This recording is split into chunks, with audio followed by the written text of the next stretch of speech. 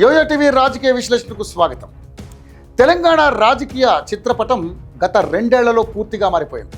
ఒకప్పుడు కారు జోరులో ఉన్న రాష్ట్రం ఇప్పుడు కాంగ్రెస్ బీజేపీల మధ్య పోరుగా మారింది.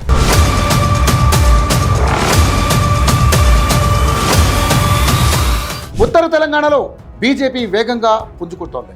దక్షిణ తెలంగాణలో కాంగ్రెస్ తన పట్టును నిలబెట్టుకుంటోంది. అసలు బీఆర్ఎస్ ఎక్కడ ఉంది? గ్రేటర్ హైదరాబాద్లో ఈ ఇద్దరి మధ్య ఎవరు పై చేయి సాధిస్తారు? నియోజకవర్గాల పునర్విభజన మరియు మహిళా రిజర్వేషన్లు వస్తే రాజకీయ ముఖ చిత్రం ఎలా మారుతుంది? ఈ స్పెషల్ రిపోర్ట్ మీకోసం. తొందరలోనే దీనికి సంబంధించి రేపు బడ్జెట్ సమావేశాలలో పూర్తి స్థాయిలో చర్చ చేసి ఒక retired high court or supreme court judge నేతృత్వంలో ఒక కమిషన్ అపాయింట్ చేస్తాం. పాయింట్ నెంబర్ 1, ప్రాంతాల వారీగా బలాబలాలు. అసలు ఏం జరుగుతోంది? రాజకీయ విశ్లేషకులు చెబుతున్నటువంటి లెక్కల ప్రకారం తెలంగాణ ఇప్పుడు 3 ముక్కలుగా కనిపిస్తోంది. ఉత్తర తెలంగాణ, నిజామాబాద్ టు హుజురాబాద్. ఇక్కడ బీజేపీ అత్యంత బలంగా కనిపిస్తోంది.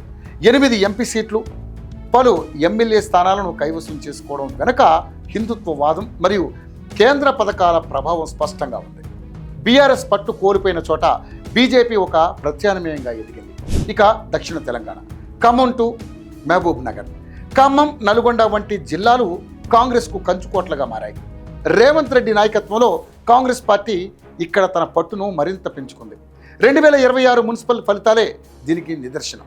ఇక గ్రేటర్ హైదరాబాద్, ఒకప్పుడు బీఆర్ఎస్ అడ్డా అయిన హైదరాబాద్ ఇప్పుడు కాంగ్రెస్ మరియు బీజేపీల మధ్య రసవత్ర పోరుగా మారింది. మున్సిపల్ ఎన్నికల్లో కాంగ్రెస్ సాధించిన విజయం ఈ మార్పుకు సంకేతం.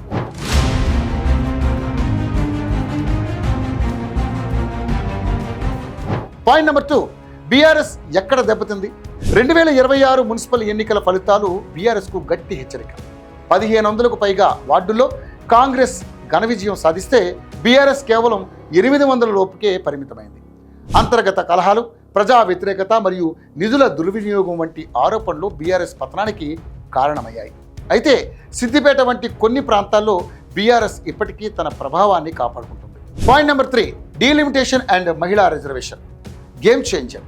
రాబోయే రోజుల్లో రాజకీయ గమనాన్ని మార్చబోయే 2 అతిపెద్ద అంశాలు నియోజకవర్గాల పునర్విభజన మరియు మహిళా రిజర్వేషన్. నియోజకవర్గాల పునర్విభజన జరిగితే తెలంగాణలో సీట్లు 119 నుండి సుమారు 153కి పెరిగే అవకాశం ఉంది. ఇది కొత్త నాయకత్వానికి, ముఖ్యంగా మహిళా నాయకులకు భారీ అవకాశాలను తెచ్చిపెడుతుంది. మహిళా ఓటు బ్యాంకు 33%.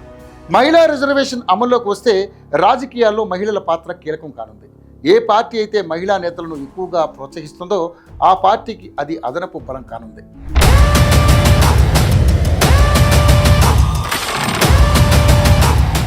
ఇక నెంబర్ 4, వచ్చే ఎన్నికలు ఎవరికి లాభం? రాబోయే ఎన్నికలు కేవలం గెలుపోవటంలే కాదు, తెలంగాణ భవిష్యత్తును నిర్ణయించే ఎన్నికలు. కాంగ్రెస్ ప్రభుత్వం అమలు చేస్తున్నటువంటి సంక్షేమ పథకాలు, ముఖ్యంగా పట్టణ ప్రాంతాల్లో చేపట్టినట్టు అభివృద్ధి పనులను చూసి ఓట్లు వేయాలని కాంగ్రెస్ కోరుకుంటుంది. ఇక బీజేపీ కేంద్రం చేస్తున్న అభివృద్ధి ఉత్తర తెలంగాణలో పెంచుకున్న ఓటు బ్యాంకు బీజేపీకి ఆత్మవిశ్వాసాన్ని ఇస్తుంది. ఇక బీఆర్ఎస్ తన పాత కోటలను కాపాడుకోవడానికి, ప్రజల్లో మళ్ళీ నమ్మకం కలిగించడానికి బీఆర్ఎస్ చేయాల్సిన కసరత్తు చాలా ఉంది. ఇక point number 5, Hyderabad centre of politics. Greater Hyderabad ఎన్నికలే రాబోయే అసెంబ్లీ ఎన్నికలకు సెమీఫైనల్స్. ఇక్కడ ఎవరు విజయం సాధిస్తే వారి అధికార పగ్గాల వైపు అడుగులు వేస్తారు. కాంగ్రెస్ తన దూకుడును కొనసాగిస్తుందా, లేక బీజేపీ పట్టణ ఓటర్లను తన వైపు తిప్పుకుంటుందా అనేది $1 మిలియన్ ప్రశ్న. సో తెలంగాణ రాజకీయాలు ఇప్పుడు త్రిముఖ పోరు. కాంగ్రెస్, బీజేపీ వర్సెస్ బీఆర్ఎస్ వైపు సాగుతున్నాయి. ఉత్తర తెలంగాణలో కాషాయ జెండా, దక్షిణ తెలంగాణలో హస్తం జెండా, గ్రేటర్ సిటీలో ఎవరిదో తెలియని ఆధిపత్యం. ఇవన్నీ కలిస్తే వచ్చే ఎన్నికలు అత్యంత ఉత్కంఠభరితంగా ఉండబోతున్నాయి. డీలిమిటేషన్ ప్రక్రియ రాజకీయ ముఖ చిత్రాన్ని పూర్తిగా మార్చబోతోంది. సో మరిన్ని లోతైన విశ్లేషణల కోసం చూస్తూనే ఉండండి యోయో టీవీ ఛానల్.